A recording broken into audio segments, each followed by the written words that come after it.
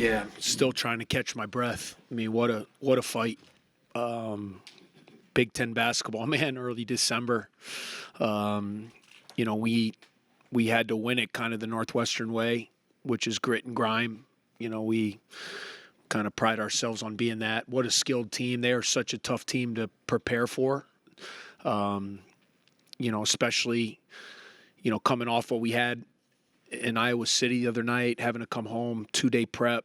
They hadn't played in 8 days. So they were sitting there. This was their opener. Like, I knew this was going to be a really tough game, and they're really good.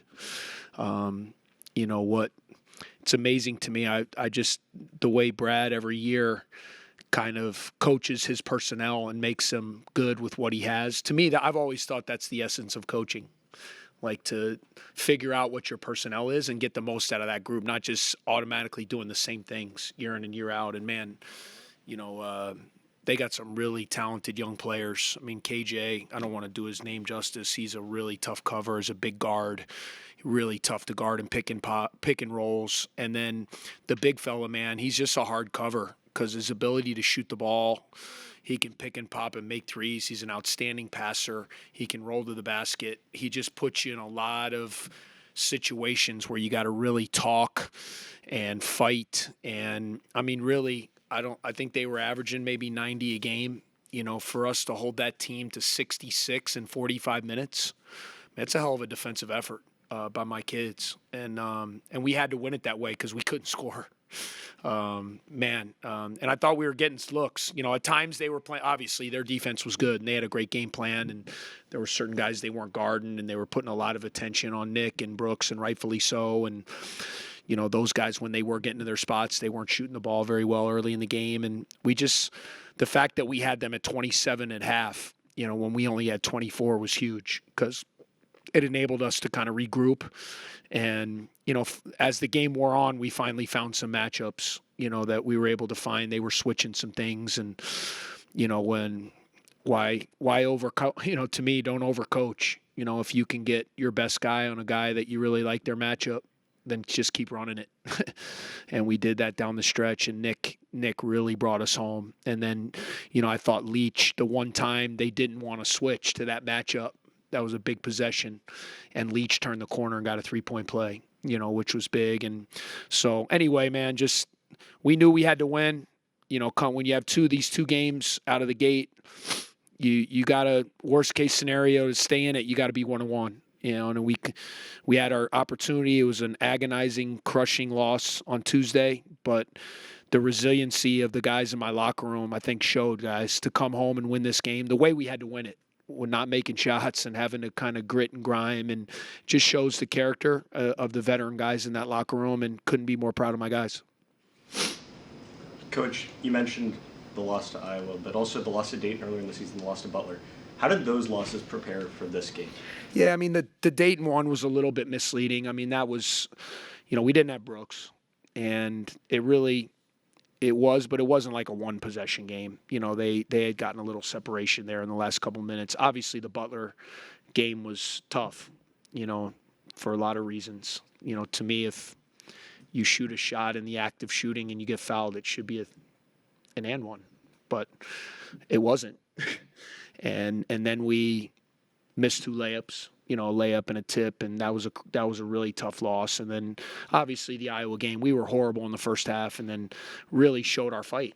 Came back and had a 6-point lead and weren't able to close the deal with that last stop. So they all even out, guys, in this league. I think if you talk to any coach in this league, like we even talked after Iowa, and we had the best closer in the league last year in Boo Buie, but I rattled off 6 games to my guys last year that we lost last year, like the Iowa game. We lost at Purdue in overtime. We lost at Minnesota in overtime. We missed a shot at the buzzer that would have won at Michigan State. We lost by 1 possession at Wisconsin. So you just have to try to win more than you lose, because you're playing really good teams, and some nights they're going to beat you in a close game. And you just can't let it trigger to 2 to 3 to 4 losses. And that's why tonight was big. We lost a close one. We had to come home and win. And, man, our crowd, can't say enough about our crowd. And I was a little more animated with our crowd in the second half because I knew how tired our guys were. And I really wanted our students to feel that our guys needed that energy. And that's what a home crowd does. When you got to dig down and get stops in the last 2 minutes when you're exhausted and you're chasing KJ around and Will Riley and Benton, these guys, and they can shoot the ball. And, like, you need that energy from your home crowd. And, man, they showed up big time tonight, and we wouldn't have won without our students. Coach, of course, 44 combined points for Nick and Brooks, but 16 points from Jalen tonight. How do you evaluate what you saw from him? He was great. You know, and one of the things I knew this was a game we needed him because of the way they defend. You know, Brad is an analytic guy. I know that, you know, he wants you to beat him with twos. And they do a great job. That's what they do. I mean, that's why they win a lot. He's really smart. And so, but Jalen's a mid-range player. You know, so he's usually had a lot of success against drop coverage because he can get to that pull-up jumper, and that's a comfortable shot for him. So I knew if we were going to have to win tonight, I knew he was going to have to make some of those because that's what their defense gives up. And, you know, he kind of held us afloat early, and then I thought his three-point play, and then for him to walk up and make those 2 free throws, you know, they put him on the line there. It was a 1-point game. You know, late in the game, he walked up, put us up 3, and then we were able to get the stop, you know, which was huge on the other end. You kind of alluded to how Illinois defends you, but I think you took something like 35 non-rim twos today, like probably a pretty rare number in this day and age in college basketball. Yeah, I got a mid-range team. You know, that's just, and we won. You know, I mean, Brooks Barnheiser's a mid-range player. Nick Martinelli's a mid-range player. Jalen Leach is a mid-range player. I just said you got to coach the players you have. You know, though, if I'd be an idiot to tell those guys not to take mid-range jump shots. You know, if I told Nick Martinelli not to shoot his flipper, you know, that would be not very smart on my part. You know, just like Boo Booey had a floater. So we play in the mid-range. You know, I don't think there's anything wrong with it. I'm not anti-analytics. You got to coach the guys you got. And my 3 best scorers play in the mid-range, and if that's what they're going to get, we're going to take them. And that's just the reality. Under 12 media timeout, Illinois is on 9-0 run. Obviously turned it around after that. What'd you say to your guys in the huddle?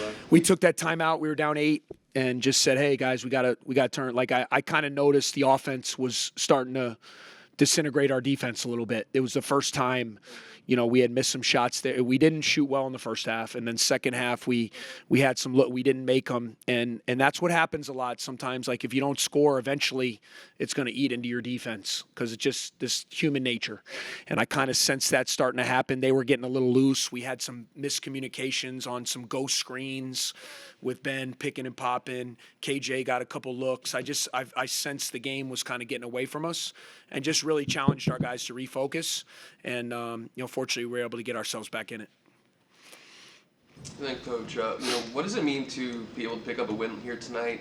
Second consecutive season now in overtime. Not only to beat a Big Ten rival, but the number 19 ranked team in the country. Yeah, I mean, it just whoever it was, man. If we played an NBA team, we had to win. Like, that's how it goes. You know, when you drop one, you got to come back and win the next one. I mean, if you want to stay in the race, I mean, and there's going to be a lot of teams with a lot of losses. Trust me, guys. This league is loaded, and the parity is like I watch a lot of games. Anybody can beat anybody on a given night, and you better be ready to go at home because it's going to be really hard to win on the road. And then when you have a chance to steal some road wins, you got to try to steal them. And that's what was frustrating about us the other night. You know, we had an opportunity to steal one, we didn't, which made it even more important. But you know, I mean, I have an amazing – I grew up in this state. You know, I understand what Illinois basketball is in this state. I was recruited by Illinois. There's nothing more that I would like for them people to view this game as being a game. But I've said it all along. A lot of that's on us. Like, if it's going to be a rivalry, we got to be good. You know, and the last 3 years, we've been pretty good. You know, and I think it's great for basketball in the state, but we got to do our part. I know Illinois, like, they've won Big Ten championships. They've been to Final Fours. Brad's one of the best coaches in the country. They got an unbelievable fan base. Like, I would love for this to become a great rivalry, but in order to do that, we got to continue to win some. And you know, fortunately, the last couple years, we've been fortunate to take care of business at home. We haven't won at their place, but at least we've been able to have some success here at home, which is good for us as we keep building. We're building our history. we're building our tradition. That's what's been fun for me, to be here. That's one of the big reasons why I wanted to coach here, to go to a place where you could build something, that hasn't really been done at this level. And it's fun to see our crowds. It's fun to see us now have level success against ranked teams, maybe that the program hasn't had before, and that makes me really proud. Chris, staying in the rivalry vein, there have been a few completely different iterations of Illinois as far as like talented cores. You have Io, Coburn, you have Don't remind me. right. Yeah, I'm glad those guys left. Damask and Hawkins. Now you get completely Glad all those guys left. completely different guys. What's different? How do you see them? Like talent level, ceiling? What's different? I see a lot of guys on their team that are going to make a lot of money playing basketball, and not just NIL money. I'm talking about at the next level. I mean, KJ's an NBA point guard. Ivasic, I don't want to disrespect guys' names, but Thomas, I mean, he's a pro. Will Riley's going to be a pro. Kylan Boswell is a really good college player with a chance to be an NBA player. I mean, he's a tough, physical. He really bothered Brooks. That was a big part of Brooks' struggle was Boswell. I mean, they got good players. They got talented players. They got pro players. They're going to win a lot of games, and they're really well coached. And Brad is playing to their personnel perfectly. I mean, it's really hard to game plan for their spacing and their shooting with their guard play. So, I mean, all those teams you mentioned were great, but this team is going to be great in its own right, and they got young guys, so they're only going to get better. It was almost, we got a little fortunate. This is their first, that's the first Big Ten game. I mean, how good are those two kids going to be? This is their first Big Ten game on the road, and both of them almost got triple doubles. So that should tell you how good those two guys are for young players. Coach, you mentioned Ivasic, obviously a big task for Matt and Luke. How do you think they met that challenge? I thought they battled. We tried to – he was so hot from three. We wanted to eliminate his threes. He still made a couple, but he made 6 in the Arkansas game. And then when he did get it in the post, we wanted to try to push him off the block and make him take tough twos. But he's got such a good touch. He makes free throws, and he's such a good passer. That's what they throw back on those pick and pops, and guys are cutting, and he's finding guys. I mean, but I thought Matt and Luke battled. I mean, Matt had one of the biggest plays of the game, which is block shot on KJ at the end. Looked like KJ was going to get a layup. And Matt just stayed into the play, came back, got a big block. Not only got the block, but got the rebound. I mean, I thought that was one of the bigger stops when we really needed it. So open overtime with Nick Martinelli getting 7 points straight. I mean, what was that like in the moment? What did you tell him? And well, I'm just a coach, guys. I grew up. You guys know. My upbringing is NBA. My dad was an NBA coach. In the NBA they play matchups. And a lot of times in college it's systems. And we just found a matchup. In that overtime we just kept running the same play, and they kept guarding it the same way. So we just kept going back to Nick, and he kept scoring. I mean, it was just a matchup we liked, and we had our leading scorer in a good spot, and they weren't double teaming him, and he did what a really good player does. He scored. Matt, talk about making your own history here at Northwestern. This is the first time won 3 straight home games versus U of I since 1966 to 68. Awesome. How have you gotten to a point where, even though these are games where Illinois' favored, they have a higher ranking, they might have more pro prospects, that you're getting your guys to compete and know that they have a chance to win these games? Well, I just think, Matt, one of the things, and I've talked about it, I've been really fortunate to be in the college game. It's crazy. I'm like an old head now, but, being at a place like Duke for a long time and playing high-level games and seeing and really studying programs. Like I've always said, programs that consistently win, there's a belief that no matter who's wearing that jersey, they just believe they're supposed to win. And it doesn't mean when you don't have that, you're trying to lose, but it's more like you hope you win. I don't know if I'm making myself clear, but, I think now because of our success over the last couple years, like we got a lot of guys that have won a lot. So when they come into these games, and it doesn't mean you're going to win, but they believe they're going to win. And you need that if you're going to beat these teams. Like you're not going to beat these teams if you're like, man, I hope I make a shot or I hope they miss. You got to believe that you're supposed to win. And that's what's been really fun for me with our program in the last couple of years is I'm seeing that attitude start to formulate, even in a game where you shoot, 20% and 4 for 21 from 3. Like, our guys still believe they were going to win, and we got to stay with that because there's so many programs in our league that believe that, and you got to match that if you want to beat them. Good time for a couple more questions. Go back.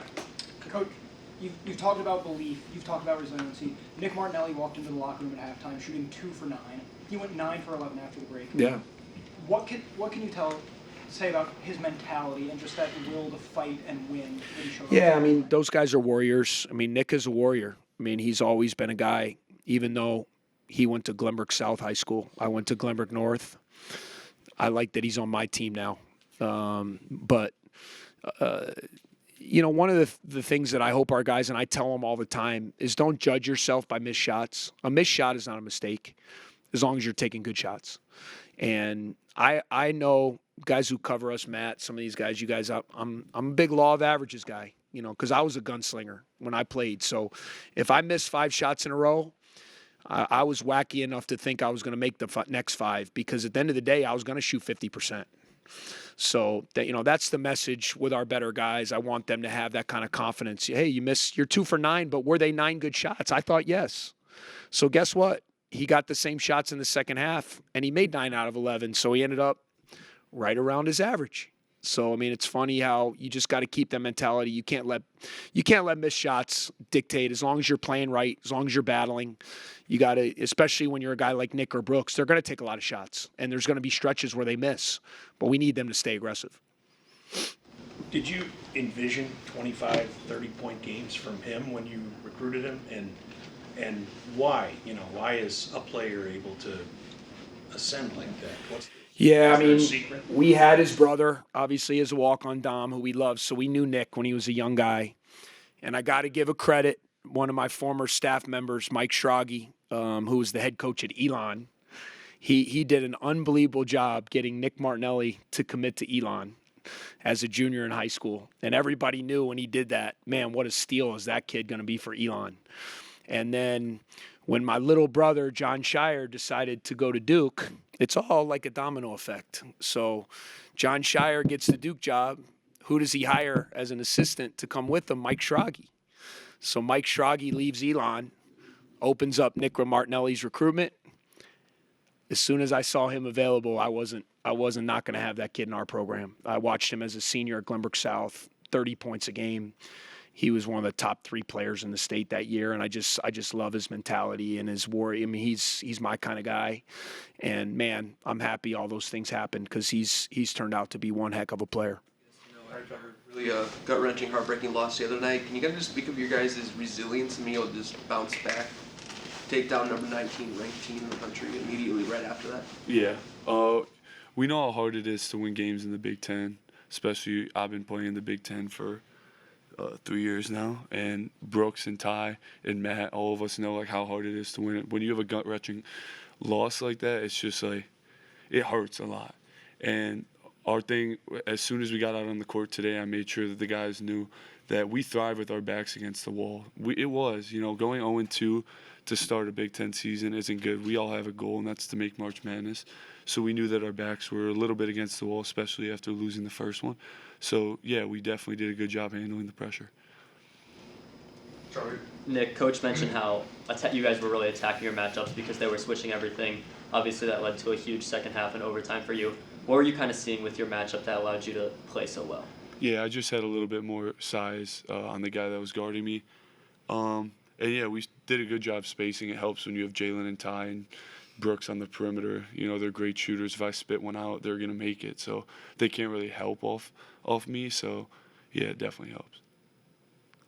Jalen, how do you start to put into perspective that just a season after playing in the Metro Atlantic, you're playing in a rivalry Big Ten game against a ranked opponent scoring 16 points? Yeah, it's fun, especially, probably my freshman year, I didn't think I'd probably get to this point, but, it's just a blessing to be here. Coach Collins and all these guys, they gave me the opportunity to be here, and so, I love being here. Matt?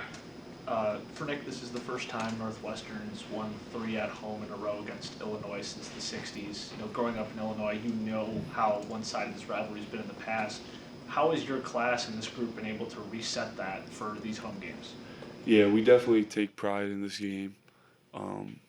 You know, that their team's usually super good, and we just take pride in winning on our home floor. I think more so there was so many dang people out there today, super loud. So yeah, that definitely helped. You know, every time I feel like last year we were just watching the film, and me and Blake Smith were like, "Wow, there's people standing in the stairwells," like, and it just means a lot. Like, you know, I remember my first time major game against Pitt. There was hardly anybody in the stands. I could hear my mom yelling. So, like, yeah, just how it's grown and expanded, and I could see our fans have really taken pride in cheering for our team. Henry? Jalen, what do you think it was tonight that let your defense click so well? I mean, we take pride in that part of the floor, you know, every day with practice and games and stuff like that. So it's just being aggressive. You know, they did a lot of pick and roll today, so it was just about communicating and just staying on top of everything they were doing. Guys, both of you, Matt really fired the crowd up, and you guys with 2 big plays, that one steal, hyping the crowd up, and then the huge block. What does he mean to you guys and the culture you guys have built over the last few years? I mean, Matt's just an amazing glue guy for us. You know, that probably, you know, was a turn in the game for sure. You know, just hyping the crowd up, getting everybody into it, and we needed that moment for sure. So, you know, Matt's does a good job being that energy guy for us and that person we could always look to. To the back. For both of you, the offense finished with 32 points in the paint. 26 of them came after halftime. What were you guys seeing in the second half that was enabling you to attack their defense and penetrate so easily? Yeah, I mean, I think a lot of it was just like a confidence shifting. You know, when me and Brooks got to the locker room, we weren't shooting it well in the first half, and this guy, a bunch of other guys just came up to us and were like, keep shooting your shots, we trust you. And me and Brooks are, you know, grimy ball players. We're going to play in the paint. So, yeah, we were just attacking as hard as we could. And, yeah, I'm just happy to have gotten this win. For Nick, your coach brought up the high school rivalry, and I just wonder how many times, I mean, obviously that must have come up a lot during the recruiting process, but beyond that, like, how often do you guys, like, kind of jibe each other on that stuff? Yeah, yeah, he likes to talk a lot of trash, and it's kind of a hard argument to have with him because he claims he never lost to GBS. I've never lost to GBN. So, yeah, it's just a hard, you know, conversation, and he thinks he always wins every argument in that case. So, you know, I think I'm done with that argument with him for sure. Yeah, no, absolutely not, no. Back. For both of you, you both played over 40 minutes in this one, obviously, a lot of huge clutch situations. How does the clutch experience you guys have already had this season, close wins at home, close losses on the road, how did those help you guys tonight? Yeah, I think even part of it is like practice. Like, we practice really hard, and so that just translates out on the floor because, you know, if you're not doing things right in practice, the worst is, you know, when you get kicked off the court and he says you're not doing well enough and you won't get subbed back in and you can't help your team. That's the worst pain. So when you're in practice, you're grinding every single play out, making sure you don't mess up. So I think that translates more so even than the games. Time for a couple more questions, Jake. Nick, with the journey you've taken here, what does it mean to you to now be one of the team's go-to scorers with the game on the line in overtime? Yeah, I mean, it obviously means a lot. Like, these guys know, like, I really love basketball. And, yeah, it's just on my mind all the time. So, you know, when things are going well, you know, obviously, like, I just feel like a sense of pride. Like, I'm always thinking about it, you know. I'm working out a ton or as much as I can. So, yeah, it just feels good. But at the end of the day, I'm just grateful that God has given me these gifts. And I get to use them out there every day. Last question in the back. Jalen, Illinois came into this game shooting 35% from three. You guys held them to 9 of 34 from beyond the arc. What was working for you guys perimeter defensively? Well, a big part of our scout was just take away threes. They were talking about how they were one of the, you know, highest attempting three-point shooting teams in the country. So it's about getting two hands up, trying to run them off the line, and, you know, make them make tough shots in the paint.